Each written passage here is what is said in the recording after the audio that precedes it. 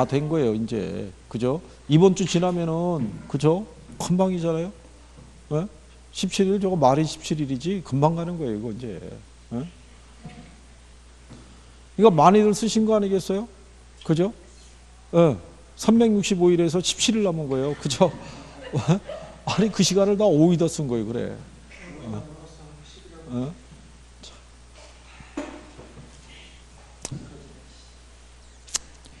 자, 그 다음에 이제 29번서부터가 정책론 개념이에요. 그죠? 예. 그러면 정책론에서는요,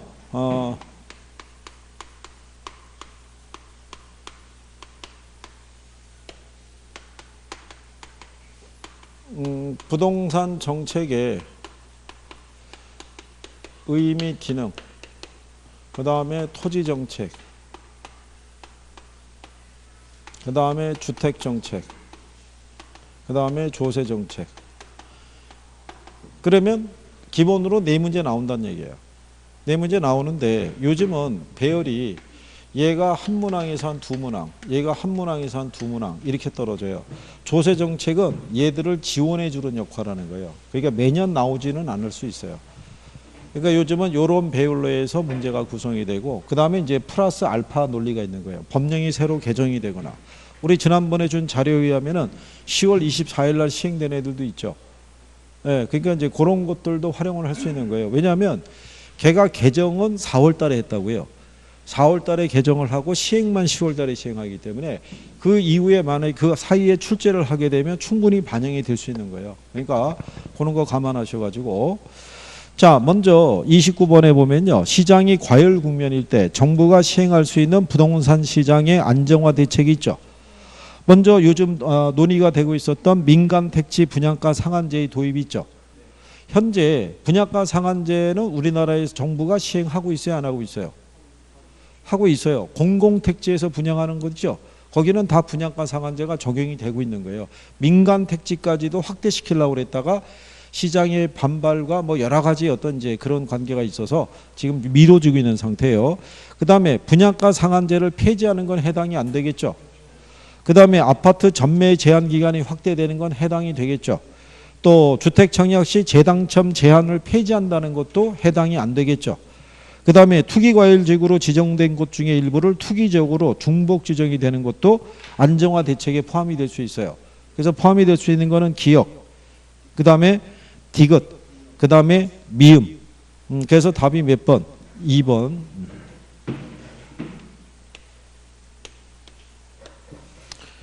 예, 그 다음에 정부는 여기 보시면은 요 기능이라는 게 역할이에요. 정부가 시장에 개입할 때는 일정한 역할을 수행하기 위해서 들어오죠. 예, 그 중에 한 가지가 뭐겠어요? 이걸 수정하기 위해서 들어와요. 그죠? 그러면 시장의 실패를 가져다 주는 요인이 뭐가 있겠어요? 우리가 불안전 경쟁 시장, 정보의 비대칭성, 그 다음에 규모의 경제, 여기까지는 제목만 물어보고요. 그 다음에 공공재가 있고 뭐가 있어요? 외부 효과가 있을 때. 단독으로 나올 수 있는 건 얘네 둘인데, 부동산학에서는 주로 단독으로 나오면 얘를 쓸 수 있어요. 그죠? 공공재는 과소 생산의 문제를 갖고 있고요. 외부 효과의 문제에서 정예비 효과든 무슨 생산? 얘는 과소 생산. 부예비 효과는 여기는 과대 생산의 문제를 갖고 있어요. 그죠? 자, 이렇게 주어져 있을 때, 그러면 이런 문제를 해소하기 위해서 정부는 시장에 개입을 하겠죠. 개입할 때 보면은 직접 개입이 있고요. 그 다음에 무슨 개입이 있어요? 간접 개입. 이건 꾸준히 출제하는 거예요. 그래서 거기 보시면 30번에 정부의 간접적 시장 개입 방법이 아닌 걸 물어봤죠. 그러니까 직접 개입을 찾으란 얘기죠. 예, 그러면 주택에 대한 금융지원 정책은 간접 개입이죠. 토지 비축 정책은 직접 개입이죠. 장기 전세주택의 공급도 직접 개입이라 할 수 있죠. 토지 거래에 관한 정보 체계를 구축하거나 임대료를 보조하는 것은 간접 개입에 해당이 되는 거예요. 그래서 기억하고 디귿에 대한 부분이 있죠. 그 다음에 간접 개입 방법이 아닌 것은 니은하고 그 다음에 그 디귿하고 두 개가 되겠죠. 그래서 답이 2번. 요거는 기본으로 구별이 돼야 돼요. 직접 개입하고 간접 개입에 대한 거 지문상에서 꾸준히 내는 거니까. 그 다음에 31번에 보면요. 우리나라의 부동산 정책에 관한 설명으로 틀린 거를 물어봤어요. 그죠? 자, 여러분들이 그 부동산 서비스 산업 진흥법이라고 들어봤죠? 네? 이게 그 올해 제정이 된 거예요. 서비스 산업 진흥법이라고. 서비스 산업의 진흥법의 가장 큰 특징이 뭐냐면요. 종합 부동산 서비스를 제공할 수 있다는 거예요. 종합 부동산 서비스가 만들어지면요. 거기 나온 것처럼 부동산에 대한 기획, 개발, 임대, 관리, 중개, 평가, 자금 조달, 자문, 정보 제공이 있죠. 이런 일체 행위를 다 제공할 수 있는 거예요. 그렇죠? 그래서 그게 종합 부동산 서비스 회사를 설립할 수 있는 법적인 근거가 마련이 된 거예요. 1번은 맞는 표현이라고 할 수 있겠죠. 네. 그 다음에 2번 지문에 보면요. 국토교통부의 분양가 상한제에 기본형 건축비 상한액이 있죠. 분양가 상한제가 적용되는 주택의 분양가격이 있죠. 택지비, 가산비, 기본형 건축비 플러스 건축비, 가산비 있죠. 요거 산정할 때 이걸 적용하는 거예요. 그 최근에 이걸 발표한 거예요. 이게. 그 다음에 개발부담금 제도 있죠. 개발 사업의 시행으로 얻은 사업 시행자로부터 개발 이익의 일정액을 환수하는 제도가 개발부담금 제도예요. 개발이익 환수에 관한 법률의 기초에서 이게 운영이 되고 있다고 보시면 돼요. 그 다음에 지구단위 계획이라고 있죠. 토지용을 합리화하고 기능을 증진시켜서 미관을 개선하고 양호한 환경을 확보할 수 있는 것은 무슨 계획을 통해? 지구단위 계획을 통해서 이게 가능한 경우에요. 지구단위 계획에 대해서요. 예전에는 1종, 2종 지구단위 계획을 바꿔서 출제를 한번 선례가 있었어요. 그때 항의가 좀 많았었어요. 공법 과목도 아닌데 그걸 1종, 2종까지 지구단위 계획을 어떻게 구분할 수 있겠느냐. 그래서 그 다음서부터는 그거 세부적인 것까지는 안 물어보고요. 지구단위 계획 자체의 용어 정도는 계속 꾸준히 나와요. 그래서 여기서 틀린 거는 5번이 되는 거예요. 분양가 자율화가 아니라 분양가 상한제. 이걸 얘기하는 거예요. 집값 안정화의 일환으로 주택을 분양할 때 택지비와 건축비에 건설업체의 적정 이윤을 보탠 분양가격을 산정해서 그 가격 이하로 분양하도록 정한 제도를 우리가 분양가 상한제, 분양가 규제 이렇게 얘기하는 거예요. 그래서 31번에는 답이 5번. 그래서 거기 1번 지문에 부동산 서비스 산업 진흥법에 대해서는요. 관련 법률을 통해서 종합 부동산 서비스 주식회사 있죠. 이거를 설립할 수 있게끔 현재 제도적으로 뭐 이렇게 운영이 되고 있다면 맞는 편이라고만 생각하시면 돼요. 망라하는 거예요. 이게 저게 도입이 돼 가지고요. 부동산 시장에 이 대규모 자본이 만약에 유입이 되면 그게 아마 그 개업 공인중개사들의 입장에서는 타격이 있을 수가 있어요. 그렇잖아요. 모든 서비스를 한쪽에 다 제공하니까. 그러니까 어쨌든 그게 가능하다는 것 정도는 알아두시는 거예요. 그 다음에 32번에 보면요. 시장 실패 또는 정부의 시장 개입에 관한 설명으로 옳지 않은 거를 물어봤어요. 그죠? 요 정도의 난이도면 충분히 풀 수 있을 거라고 봐요. 외부 효과는 시장 실패의 원인이 되죠. 공공재도 시장 실패의 원인이 되죠. 그 다음에 독과점 공급자의 존재도 시장 실패의 원인이 되죠. 시장 실패 문제를 해결하기 위해서 정부는 시장에 개입할 수 있어요, 없어요? 개입할 수 있죠. 근데 거기서 자, 시장의 정부가 시장 개입은 사회적 후생 손실을 초래할 수 있어요, 없어요? 네, 이거를 초래할 수 있어요. 어떨 때? 어떨 때? 네? 어떨 때? 시장 개입을 할 때 어떤 방법을 썼을 때 사회적 후생 손실을 초래할 수 있어요. 시험에도 나왔어요. 여러분 시험에도. 네? 뭐 할 때? 예를 부과하거나 분양가 상한제 있죠.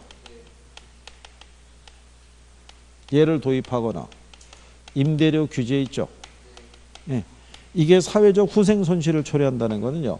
원래 정부가 개입하기 전이 있죠. 저는 이렇게 균형 상태라고요. 이게 그래서 이때는 수요량하고 공급량이 딱 일치되어 있는 자원 배분이 효율적으로 이루어져 있는데 정부가 분양가 상한제를 적용하게 되면 공급이 어떻게 돼요? 줄어들잖아요. 이거 이상 받으면 안 된다라고 통제하면 이렇게. 그러면 공급이 어떻게 돼요? 줄어드니까 시장에서 필요한 양보다 적은 양이 공급이 된다고요.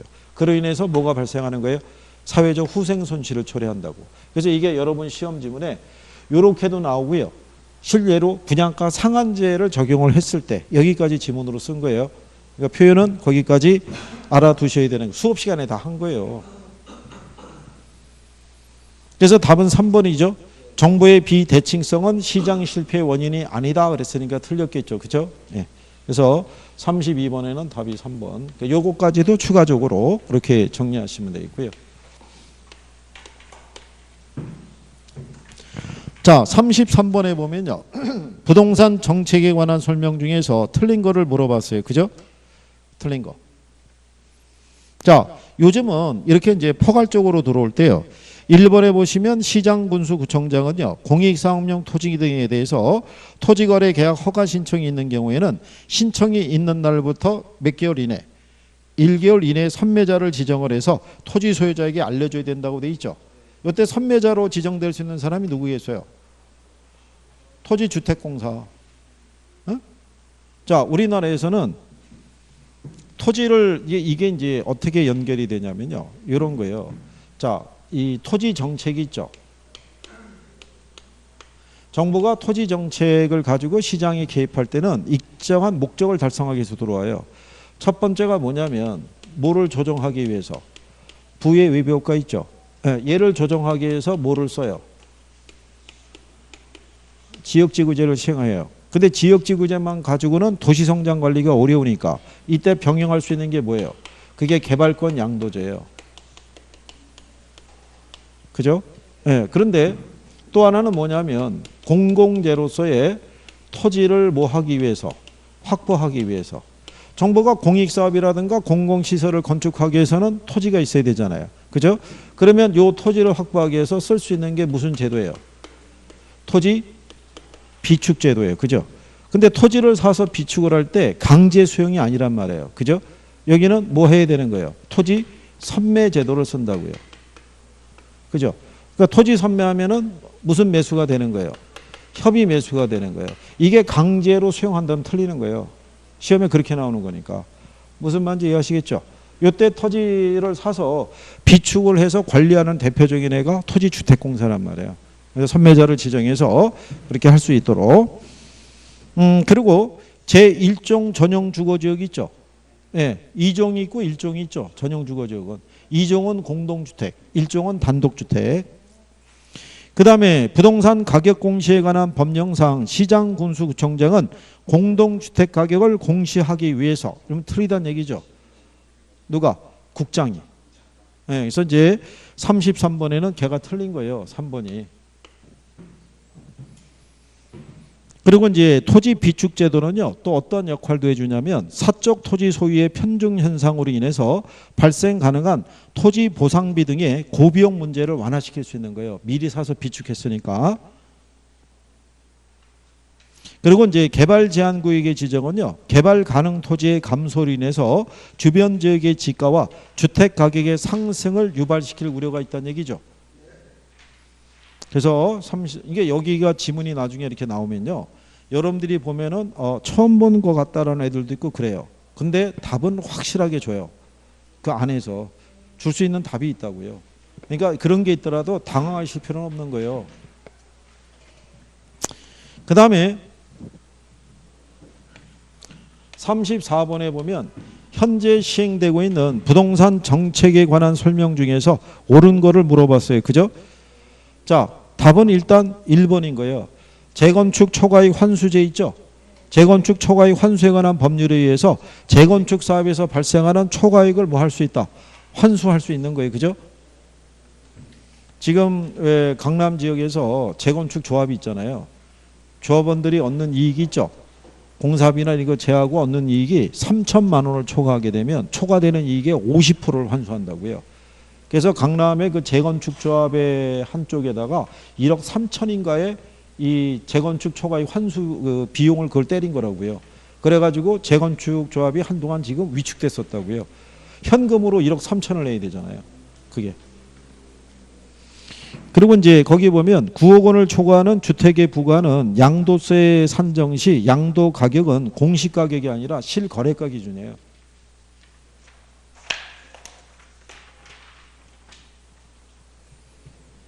그리고 주택 보유세 있죠.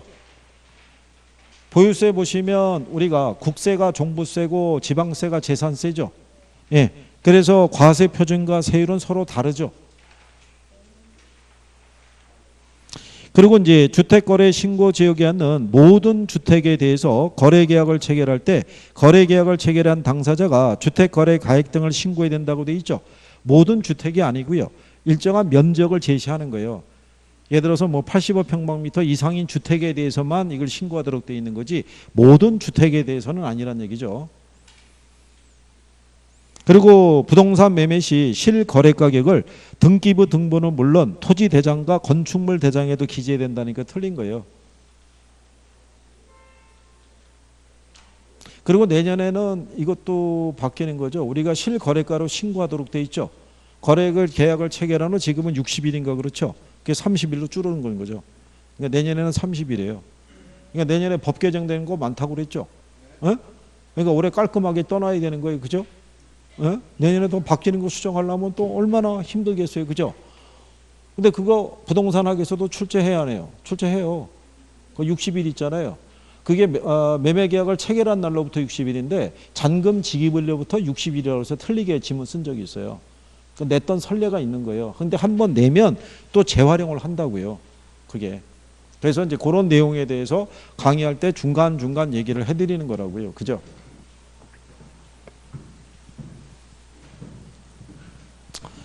자, 그래서 이 34번에는 답이 1번이고요. 그러니까 요즘은 의외로 정책이 좀 까다로워요. 이게.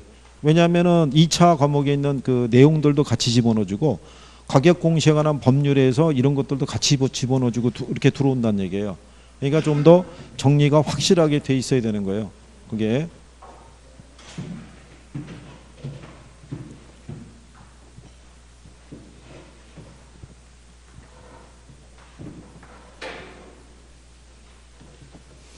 자, 그 다음에 이제 35번에 보시면요. 토지 정책에 관한 설명으로 옳은 거를 물어봤어요. 그죠? 자, 1번에 보면 토지 비축제도, 토지 수용, 금융지원, 보조금 지급은 간접 개입 방식이다 그랬으니까 틀렸겠죠? 거기서 토지 비축제도하고 토지 수용은 직접 개입이고 금융지원과 보조금 지급은 간접 개입인 거예요. 이렇게도 시험상에서 인용을 해요. 그러니까 순간적인 착각을 유도하는 거니까 예, 그거 구별하셔야 되고요. 2번에 보면 개발이 제한되는 지역의 토지 소유권에서 개발권을 분리해서 개발이 필요한 다른 지역에 개발권을 양도할 수 있도록 하는 제도는 개발 부담금 제도가 아니라 뭐? 개발권 양도제. 요즘은 특징 중에 하나가 이렇게 제목을 바꿔버리는 거예요. 그러니까 용어를 이게 뭐다라는 용어 정도는 알고 있어야 되는 거예요. 그죠?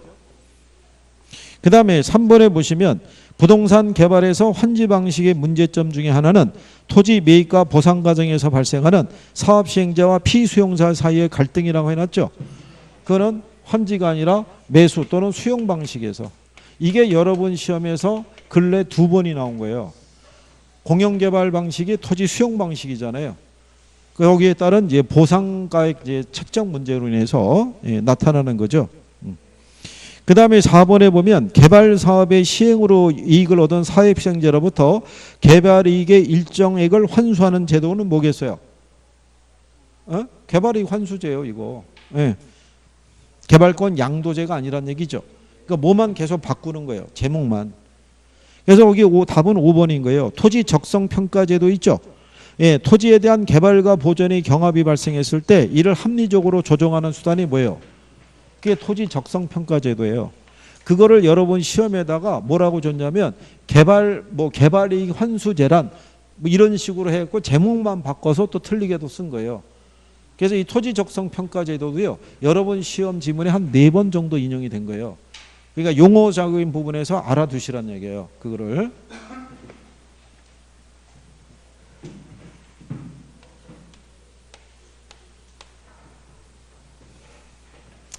그 다음에 36번에 보시면 민간 임대주택에 관한 특별법상 임대사업자에 대해서 규정한 내용 중에서 틀린 거 물어봤죠. 자, 이거 우리가 이제 지난번에 이거 자료에도 다 있어요. 그죠? 먼저 임대사업자는 임대료를 현금 또는 여신전문금융업법에 따른 신용카드, 직불카드, 선불카드를 이용한 결제로 받을 수 있는 거예요. 이거는 6월 19일자로 8월 19일자로 시행이 되고 있는 거예요. 이건 이미. 예, 그리고 2번 하고요. 3번 하고 4번 하고 5번 있죠. 예? 요거는 10월 24일 날 시행인 거예요. 여러분들 시험 보기 이틀 전에. 그죠? 그래서 임대사업자는요, 임대차 계약에 관한 사항을 임대차 계약을 체결한 날 또는 임대차 계약을 변경한 날로부터 3개월 이내에 시장군수구청장에게 신고 또는 변경 신고를 해야 되는 거예요. 그리고 임대보증금에 대한 보증에 가입을 해야 돼요. 임차자를 보호하기 위해서.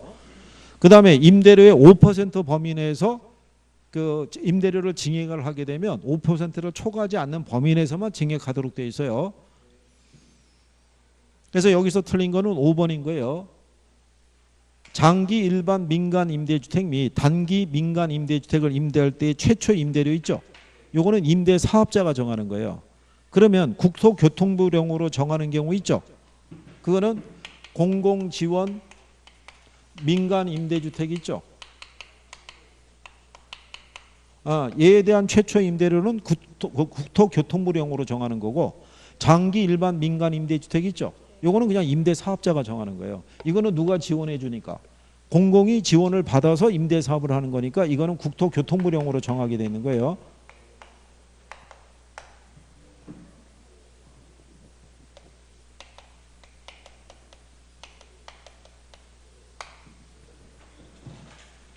이거 그 자료 다 있어요. 거기 가면. 예? 민간임대 특별법상에서 보면 거기 다 명시돼 있어요. 거기다가. 그죠? 그러니까 그게 법 개정에 대한 게 그게 많으니까 그거를 여기다 일일이 판서해 줄 수가 없잖아요. 그걸 자료로 해서 그걸 우리가 배포해 드린 거니까.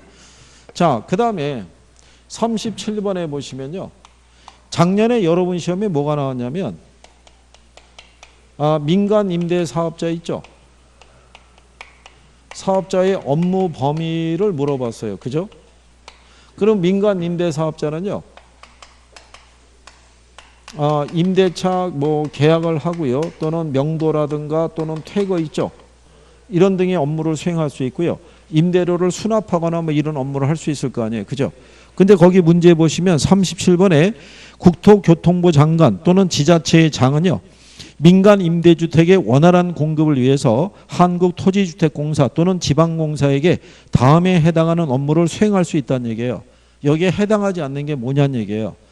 그러면 한국토지주택공사는 이 사람들이 하는 임차인의 모집, 선정 및 명도, 퇴거를 지원해 주거나 임대료의 부과, 징수 등의 업무를 지원해 줄 수 있어요, 없어요? 이걸 해줄 수 있다고요. 이거를. 근데 얼핏 보면은 아니 무슨 토지주택공사가 이런 것까지 해줄까? 이게 법령이 있단 말이에요. 무슨 말인지 아시겠죠? 그래서 그걸로 착각하지 마시라고 집어넣어 준 거예요. 여기서 틀린 거는 2번이 되는 거예요. 국민주택 규모 이하의 주택의 구입, 임차 또는 개량에 대한 것 있죠. 그거는 어디에 해당하는 거냐면 주택도시기금 있죠. 예, 주택도시보증공사가 주택도시기금을 운영할 때 업무 영역에 들어가는 거예요. 이하요, 이하. 예, 그게 여러분 재작년 시험에 나온 거예요. 국민주택 규모를 초과하는 주택에 대한 예를 들어서 리모델링 비용을 지원해 준다 그래서 이게 틀리게 한번 나온 거예요. 그래서 37번에는 답이 2번인 거예요. 2번에 나오는 거는 주택도시 보증공사 있죠. 얘네가 뭐를 관리하냐면 주택도시기금을 관리해요. 이 주택도시기금이 계정이 2개가 있는 거예요. 주택계정이 있고 도시계정이 있는 거예요. 주택계정 안에 이 운영할 수 있는 주택도시 운영할 때 보면은 국민주택 규모 이상의 주택에 대해서는 지원을 안 해줘요. 국민주택 규모의 주택에 대해서 이하의 주택에 대해서만 기금 지원해 주는 거예요. 그것도 시험에 2번 나온 거예요. 그래서 국민주택 규모 이하 있죠. 이하의 주택에 대해서만 건축을 하거나 뭐 예를 들어서 뭐 임대를 하거나 아니면 뭐 리모델링을 하거나 이럴 때 지원해 준다는 거예요.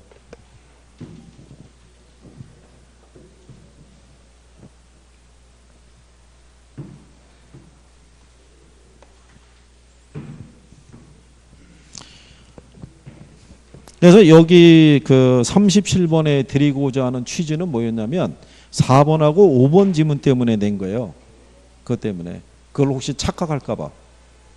그래서 얘네들을 1번하고 2번 지문으로 놓는 거죠. 그러면 이제 거기에 휘말리면 답을 못 찾는 거죠. 그래서 그래도 한 번이라도 접하고 들어가시면 그 조금 나아요. 전혀 안 본 상태에서 들어가면 본인이 알고 있는 상식으로 풀어야 되니까. 그렇지 않겠어요? 자,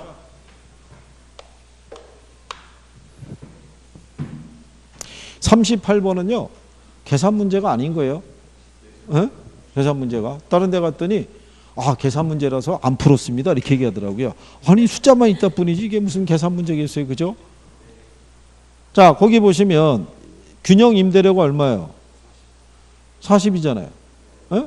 수요량하고 공급량이 일치하니까. 그러니까 거기 보면 임대료 규제가 없다면 시장 균형 임대료는 50만 원이다 그러면 틀리죠. 그렇죠? 그 다음에 임대주택의 공급이 증가해서 임차자들의 주거 환경이 개선될 것이다. 틀리죠. 왜 틀리겠어요? 균형 임대료가 40만 원인데 임대료를 20만 원으로 제한했다고 되어 있잖아요. 균형 임대료 이하로 제한이 되면 어떻게 돼요? 질이 떨어지죠. 주거 이동이 위축이 되죠. 그러니까 3번도 마찬가지죠. 임대료 규제를 30만 원 하더라도 시장 균형 임대료보다 낮은 선에서 통제한 거잖아요. 그러면 결국 주거 이동이 활발할 수가 없죠. 그렇죠? 그럴 때 5번에 가면 수요와 공급이 탄력적일수록 장기적으로 공급 부족 현상이 완화될 수 있어요, 없어요? 어?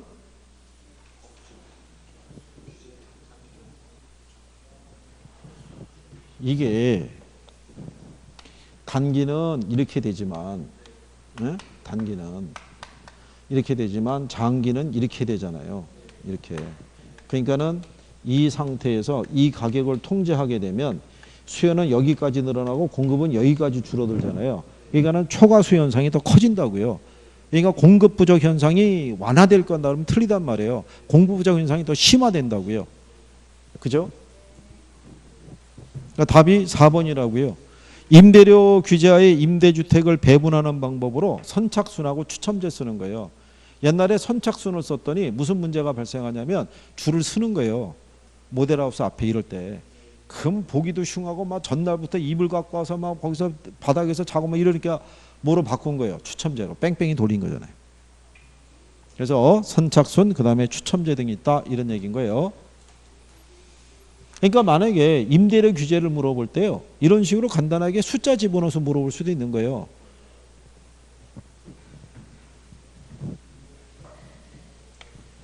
그래서 38번에는 답이 몇 번? 4번인 거예요.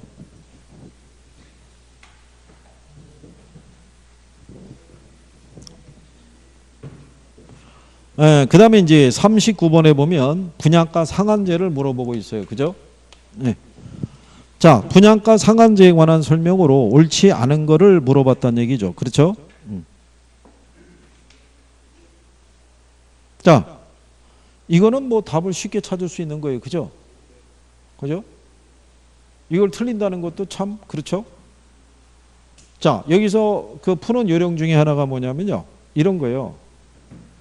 1번, 2번, 3번, 4번, 5번 이렇게 있죠.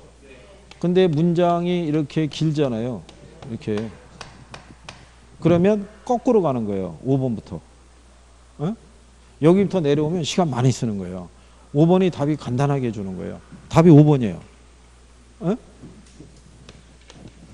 자, 거기 보시면 주택법령상 사업주체가 일반인에게 공급하는 공동주택 중에서 공공택지에서 공급하는 도시형 생활주택 있죠.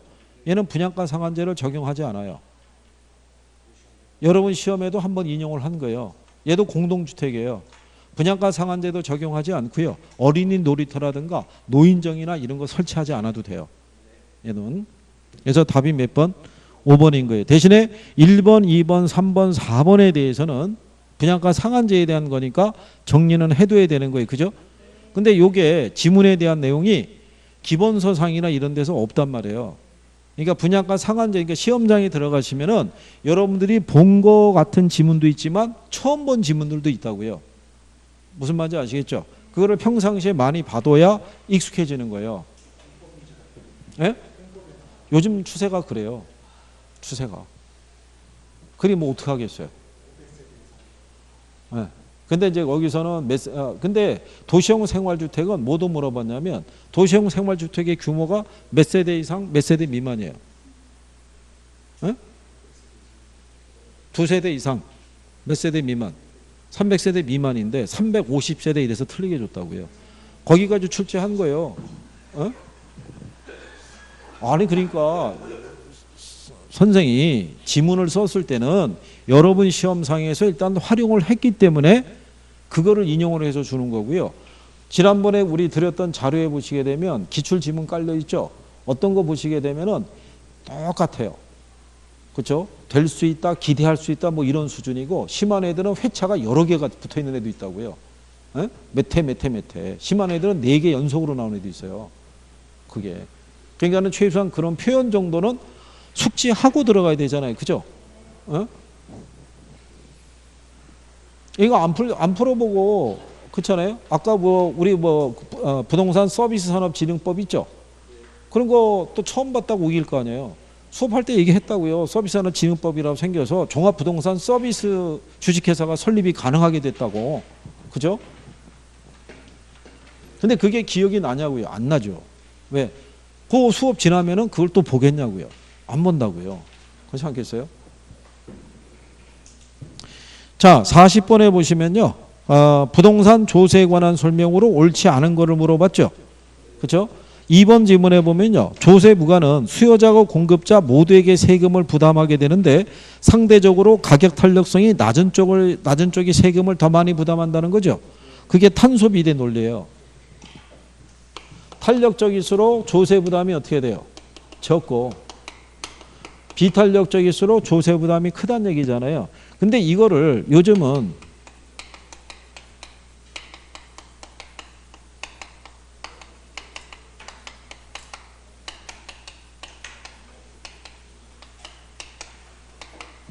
공급 곡선이 수요 곡선보다 탄력적이잖아요.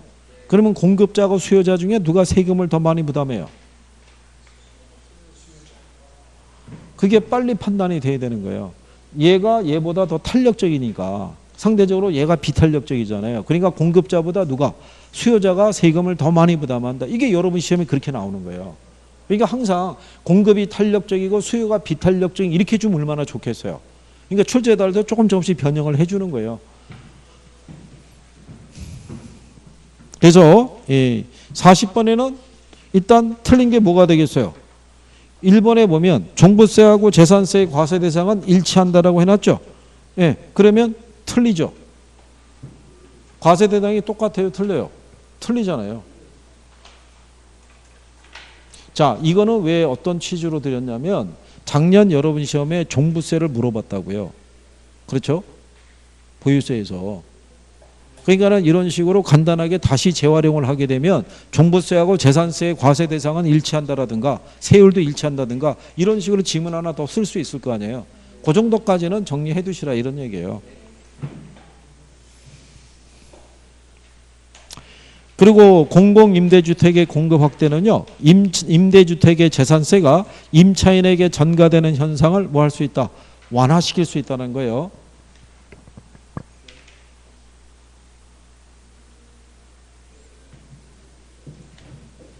그래서 40번에는 답이 1번.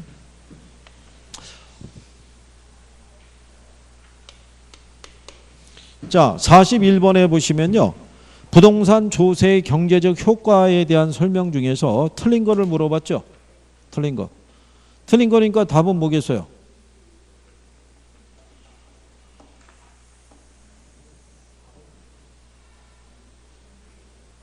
아주 그냥 툭 던지는구나. 그냥 한번 의사타진 한번 해보는 거야. 어?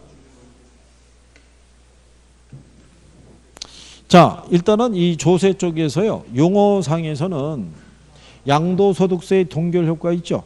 예, 양도소득세가 중과가 되면요, 주택 소유자는 양도소득세 부담을 줄이기 위해서 주택 공급을 줄인다고요. 그러니까 공급이 부족해지니까 주택 가격이 오히려 상승할 수 있어요, 없어요? 있는 거예요. 그게 양도세의 동결 효과예요. 그러니까 1번은 맞는 표현인 거예요. 그렇죠?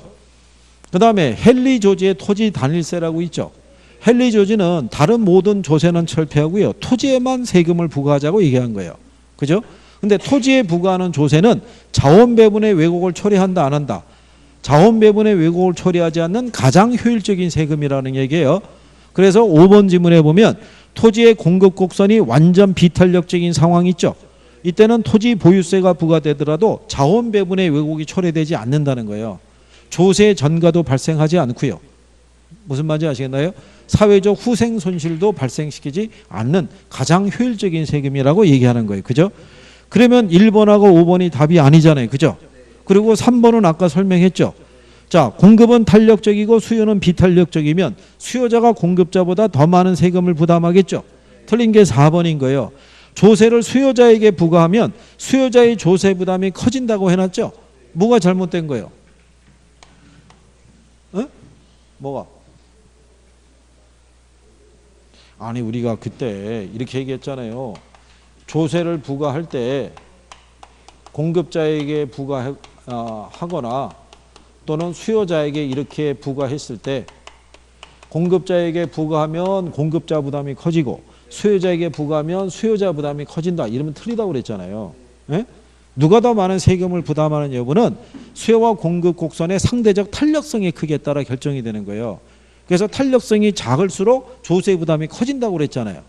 무슨 말인지 하시겠나요? 그래서 4번이 틀렸다는 거예요. 예? 이게 안 보면 잊어먹는 거예요. 지금 우리가 한 번에 지금 전범위를 훑고 지나가고 있잖아요. 그렇죠? 그러니까는 우리가 이 모의고사를 해가지고 지난주에 한 번 이렇게 동영 이렇게 풀어봤잖아요. 그죠? 거기까지 했더라도 그거 지나면 또 잊어먹는 거예요. 거기서 언급했던 내용까지만 듣고 또 넘어간 거라고요.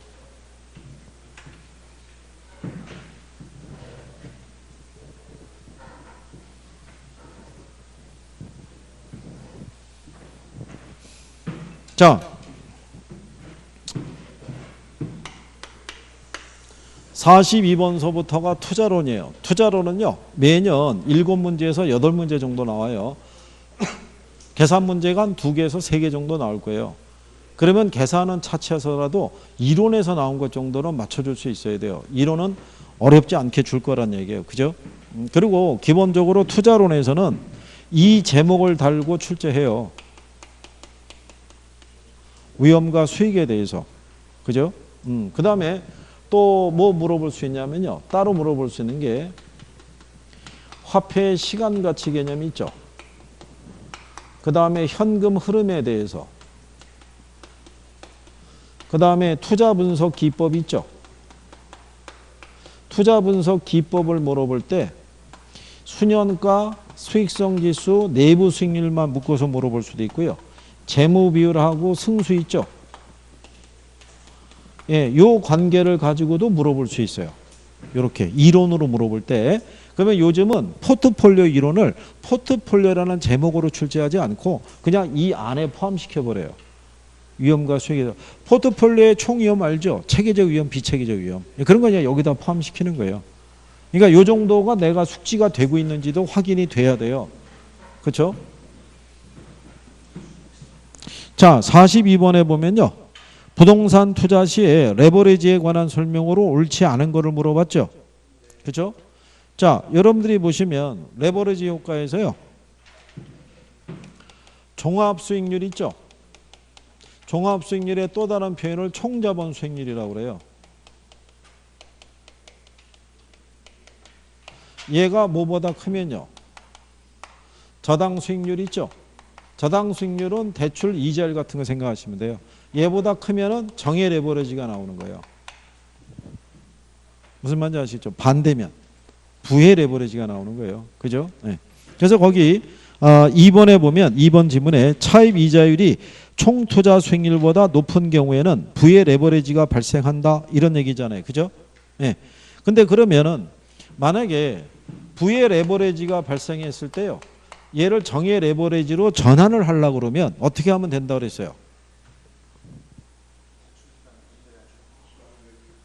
거기 보시면 5번 지문에 대출 기간 연장을 통해서 기간이자 상환액을 줄이는 것은 부의 레버리지 발생 시 작용할 수 있는 대안 중에 하나가 되는 거예요. 그죠? 또 하나는 3번 지문에 보면은요. 정의 레버리지는 이자율의 변화 등에 따라 부의 레버리지로 변화될 수 있다는 얘기죠. 그럼 거꾸로 이자율의 변화에 따라 부의 레버리지가 정의 레버리지로 바뀔 수도 있는 거예요. 그래서 여기서 틀린 거는 1번인 거예요. 총 투자 수익률에서 지분 투자 수익률을 차감해서 정의 수익률이 나오는 경우에는 정의 레버리지가 발생한다고 돼 있죠. 그렇지는 않은 거예요. 왜 그러냐면 총 자본 수익률에서요. 뭐 빼는 거예요. 자기 자본 수익률을 차감하죠. 근데 얘가 10%인데요. 얘가 1%래요. 그럼 몇 프로 나와요? 얘 플러스잖아요. 9%니까. 근데 저당 이자율이 몇 프로냐면 얘가 11%예요. 그렇잖아요. 그러면 이 조건으로 이미 무슨 효과가 되는 거예요? 부의 레버리지 효과가 되는 거라고요. 얘하고 차감한 걸 가지고 정의 레버리지다 부의 레버리지를 판단하는 게 아니라 정과 부의 레버리지는 얘하고의 관계를 갖고 얘기하는 거예요. 그래서 몇 번이 틀렸다? 1번이 틀린 거예요.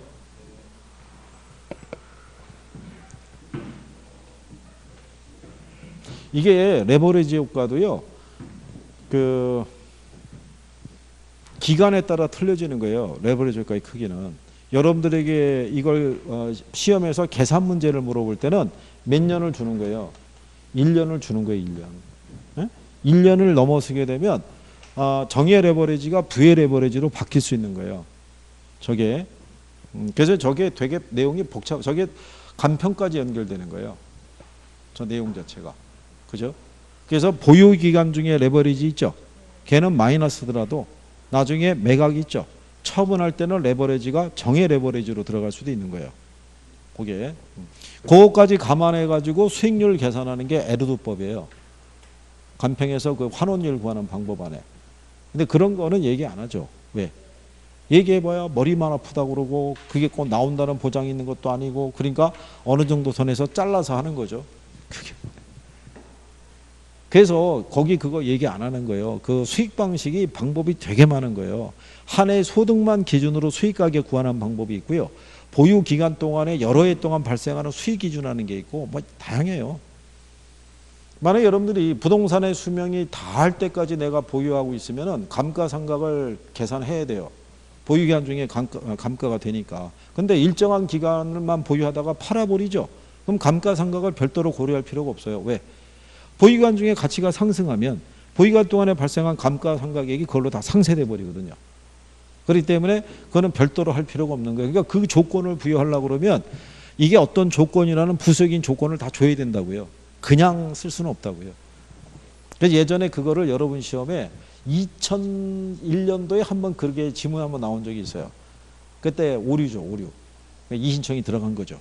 안 받아주고 7년 동안 재판으로 간 거죠. 쭉 해서. 그때는 저기 40문제 중에서 30문제 이상이 오류라고 그랬어요. 그때는. 그래서 이인청이 들어갔을 거 아니에요. 너무 많잖아요. 출제자도 인정을 한 거고 오류라고. 이게 출제자가 모두 인정했냐면 여러분들이 왜 보면은 층하고 계층하고는 틀리죠. 그렇잖아요.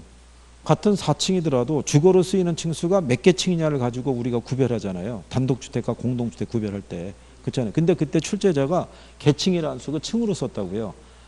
그런 문제 자체가 오류잖아요. 그렇죠? 그게 출제자도 인정을 한 거예요. 왜냐하면 부동산 학자가 법에는 취약하잖아요. 법이 그게. 근데 안 받아준 거라고요. 왜? 너무 많으니까. 누군가 책임을 져야 될 거 아니에요. 그렇죠? 근데 그때는 그나마 그쪽에선 다행했던 게 뭐냐면 그때는 인터넷이 발달하기 전이었어요. 그러니까는 모의자 이게 안 됐던 거예요.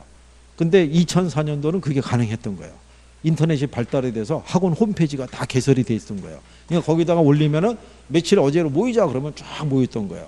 그래서 그때는 막 시청 광장에 모여갖고 막 난리치고 막 그랬던 거예요. 어쨌든 그래서 저게 나중에 안 돼. 이게 순서가 어떻게 되냐면요. 시험 끝나고 일주일 기간 동안에 이신청 기간이 있어요. 이인청을 하게 되면 그로부터 이제 최종 발표할 때 있죠. 그때까지 그 이인청 들어온 거 심사를 해요. 그래서 최종 정답을 발표하면서 합격자를 발표하는 거예요. 근데 거기에 불복하면은 행정 그 심판을 청구해야 돼요. 그러면은 이제 그 감정인들이 있어요. 대학 교수들한테 위촉을 해요. 여기 지금 그 요구한 사람이 있는데 이 사람이 주장한 거하고 출제한 사람이 주장한 거 양쪽 이렇게 있다. 어느 게 맞냐? 감정을 해달라고 줘요. 거기에 불복하면은 행정 소송을 제기해야 돼요. 근데 국가를 상대로 한 소송은 3심제예요. 대법원까지 가야 돼요. 그러니까 몇 년 걸리겠어요? 언제 많이 걸릴 거 아니겠어요? 그죠? 그러니까 그 기간 중에 차라리 열심히 공부해서 합격하는 게 더 나아요. 그죠? 언제 그걸 7년이 기다리세요? 아주 그렇다는 얘기예요. 자, 그 다음에 43번에 보시면 부동산 투자 수익률에 관한 설명으로 옳지 않은 거를 물어봤어요. 그죠? 예. 네. 자, 옳지 않은 것이니까 답이 뭐겠어요? 아니, 얘는 뭐 지문이 간결한데요. 뭐, 그죠? 자, 43번에는 답이 몇 번?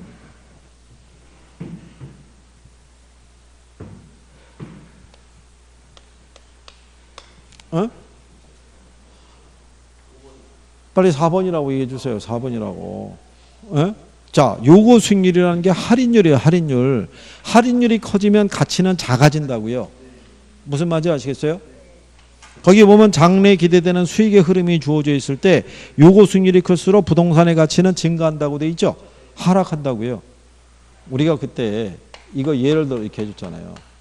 부동산의 투자 가치를 구할 때 얘는 투자로부터 예상되는 수익이 있죠. 이게 영구적으로 지속이 된다라고 가정할 때 이거를 투자자의 뭐로? 요구 수익률로 할인하잖아요. 그러면 지난번에 이렇게 했잖아요. 예상 수익이 1,000만 원이에요. 근데 요구 수익률이 10%예요. 그럼 투자 가치가 얼마겠어요? 1,000이고 10%면 1억. 1,000이고 0.1이니까 얘는 1억 나올 거 아니에요. 얘가 20%면 얼마? 그럼 5,000이라고요. 그러니까 요구 수익률이 커질수록 가치는 작아진다고요. 무슨 말인지 아시겠나요? 이 기대 수익률하고 요구 수익률의 관계는 기본으로 물어보는 거예요.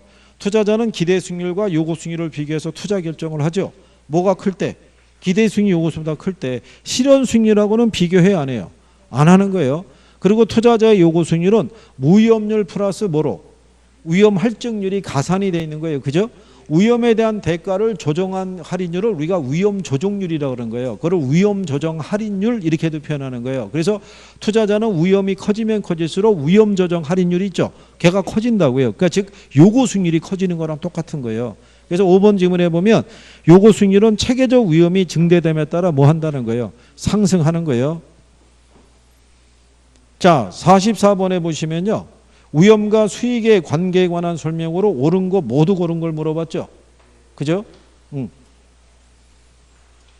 일단 개별 부동산의 특성으로 인한 비체계적 위험이 있죠. 포트폴리오 통해서 제거할 수 있어요, 없어요? 그 기억은 맞는 거죠. 그 다음에 위험과 수익의 상세 관계 있죠. 자, 위험이 크면 클수록 요구하는 수익률이 어떻게 돼요? 커지는 거를 얘기하는 거예요. 그래서 위험과 수익은 일반적으로 비례한다는 게 위험과 수익의 상세 관계인 거예요. 부동산 투자안이 채택되기 위해서는 요구 수익률과 기대 수익률 중에서 어느 게 커야 돼요? 기대 수익률이 커야 되죠. 그래서 니은하고 디귿은 틀리다는 얘기죠. 기대 수익률이 같다면 위험이 작은 투자안을 선택하고 위험이 같다면 기대 수익률이 높은 투자안을 선택하는 투자안의 선택 기준을 무슨 원리? 그걸 지배 원리라고 그러는 거예요. 요구 수익률은 무위험률에서 위험 할증률을 공제해서 계산한다면 틀리죠. 더해서. 무위험률 플러스 위험 할증률로 구성이 되어 있잖아요. 그러니까 맞는 거는 몇 번? 3번에 기억하고 리을에 대한 부분. 예, 그래서 44번에는 3번.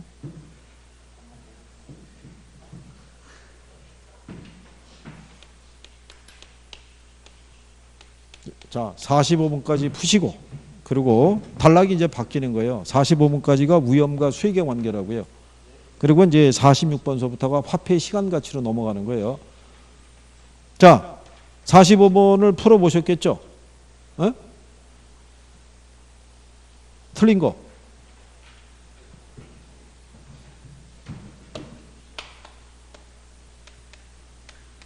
자, 1번이 틀렸다.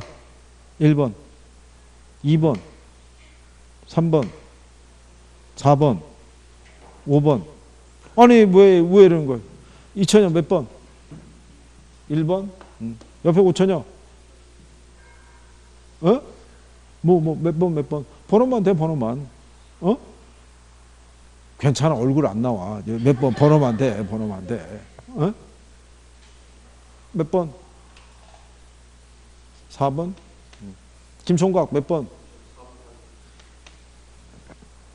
자, 나머지 분들은 사회적 지위와 체면을 생각해서 넘어가기로 하고, 자, 그러면 여기서 먼저 생각해 보는 거예요. 기대 수익률은 어느 게 제일 커요?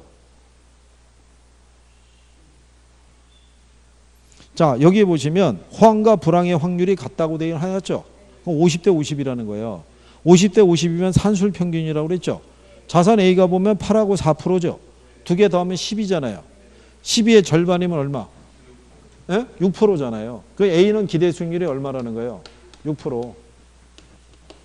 자, B를 보시면은 B는 12하고 8%죠. 두 개 더하면은 22죠. 20의 절반이면 10%예요. C를 보시면은요. 16하고 10이죠. 그럼 26이죠. 절반이면 몇 프로? 13%예요. 그죠? 그다음에 표준 편차 있죠. A는 표준 편차가 몇 프로? 어? A는 2%잖아요. 2%. 기대 수익률이 6%잖아요.